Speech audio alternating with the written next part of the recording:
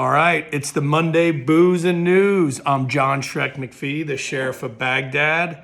Today we're drinking out of my little palm tree, gold-rimmed, 24 karat, I'm sure of it, acquired, temporarily borrowed. I'd give it back if someone asked, maybe. I don't know if they'll ask, doubt it.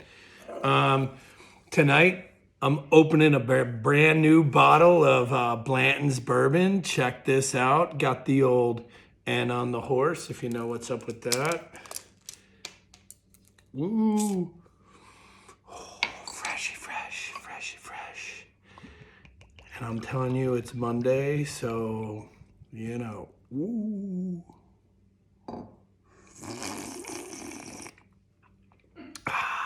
All right. Booze and news, let's talk about it. You know, about to be the holiday season, and if you're like me, you're going to maybe have some family over for Thanksgiving, right? The state of California, Gavin Newsom, put out some reminders for Thanksgiving. The first reminder is no more than 3 households present at your household. I don't even know what that means, right? I think he's trying to say you can't have a lot of people at your house. But isn't this America? You can't tell me what I do at my house, right? The next one is parties no longer than 2 hours. You got 2 hours to make this happen. Get in, eat that turkey, fill your belly, slam that booze, and get out of my house. I got to be honest, this is probably a good plan if you got in-laws and that. But if you're a regular person who has actual friends that you might enjoy, I doubt Gavin Newsom has anyone like that. Maybe Nancy Pelosi, his aunt. But I would imagine this. Most parties, only 2 hours in California, or we're coming after you. We're coming after you. The next rule is all your guests... all your guests must stay outside. It's Thanksgiving. Probably cold in most places, maybe not in California. However, no one you know, to include Nana, can come in your house. This is the state law. You will go to jail if you violate that, even for Nana. You know what I'm saying? And the last one is avoid singing, chanting, or shouting. So, during this Thanksgiving dinner and this Thanksgiving season, we want you to be healthy and we want you to be safe. However, to do those things, there will be no singing, chanting, or shouting at your party. None. Period, right? Matter of fact, don't even talk to Alexa. I think that's illegal for you also, right? And this is crazy. This is crazy that someone would even put out rules for what you can do in your own home with your own family, right? If you live in California, I feel for you. In North Carolina, check this out. We're going to go probably 2 hours and 1 minute. You know what I'm saying? It's crazy. I seen this and I couldn't even believe it. And every time I read it, it makes me laugh. So if you're having Thanksgiving, have a happy Thanksgiving. And don't mess with any of Gavin Newsom's rules. All right, so let's take a drink. We're going to talk about the next article. This completely blows my mind. Okay, NXIVM, Hollywood pedophile sex cult leader Keith Raniere sentenced to 120 years in prison.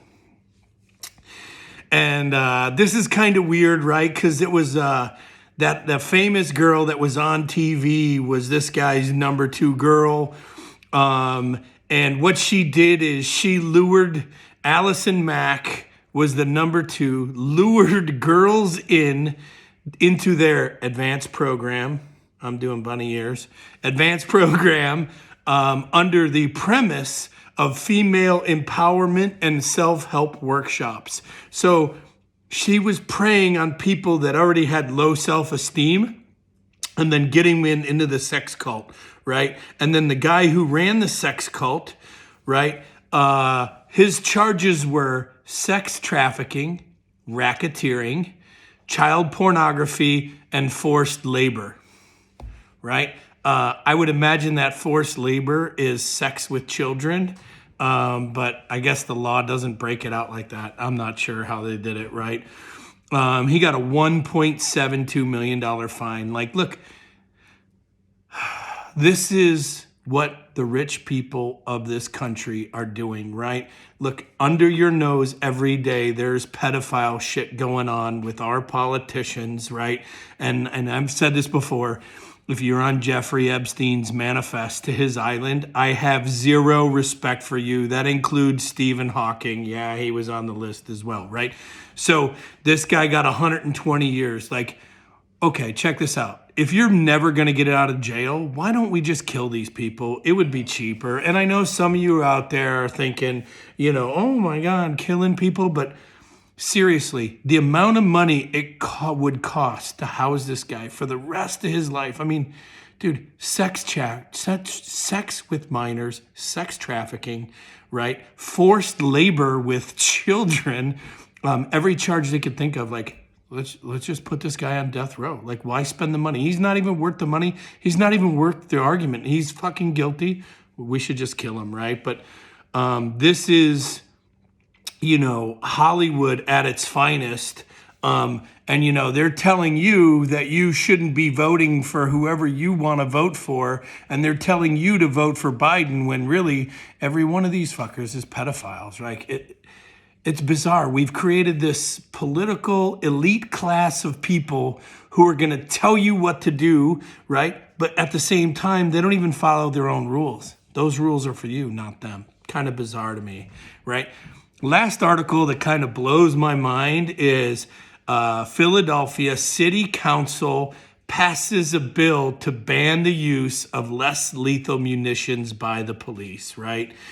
They voted for this the other day. And I'm trying to get the quote from one of the city council women was like, the neighborhoods are not war zones, right? Demonstrators are not enemy combatants.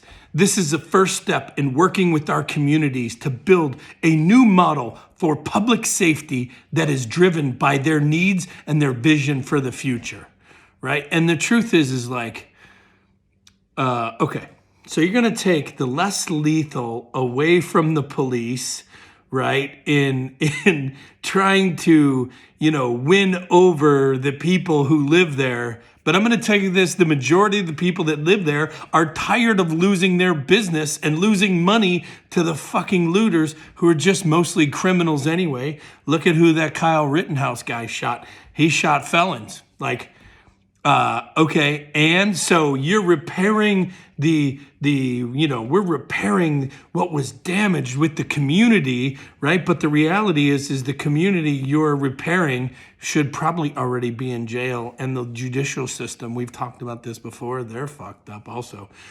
So, in banning these less lethal munitions, what option does a cop have? He's going to go out there, put his life on the line. These protesters are going to throw frozen water bottles at his head, bricks, start shit on fire. What tool does he have to protect himself or others' families or properties, right?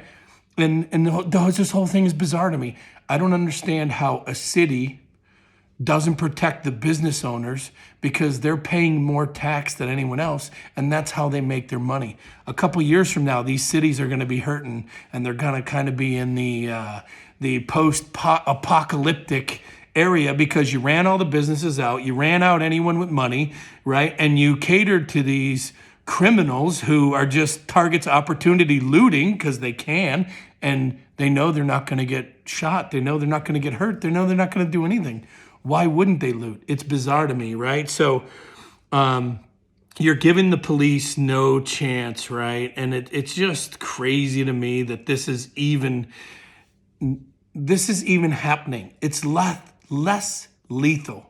That's hard to say. I don't know why, but less lethal munitions. Can't even use them in Philly, right? So, hey, if they're rioting, right, I would tell you this, they probably got special prosecutors in there to where if you defended your home, you would be the one going to jail no matter if they killed everybody in your house. It's bizarre to me. I don't even get it, man.